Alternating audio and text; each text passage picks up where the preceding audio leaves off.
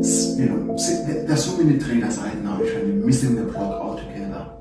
And I'm not hearing people teaching about this, that the market only does three things.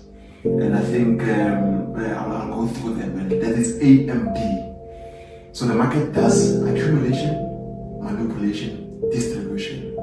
So you see, if you can understand, the only thing that you need to understand in the Forex market in order for you to win, as a matter of fact, not only the Forex market, in anything that has a candlestick, you need to understand what is it currently doing now.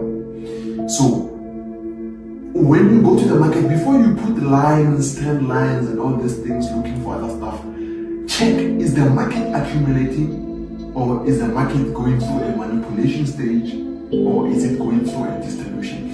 If you can understand accumulation, manipulation, distribution, then you're going to be very successful in trading, because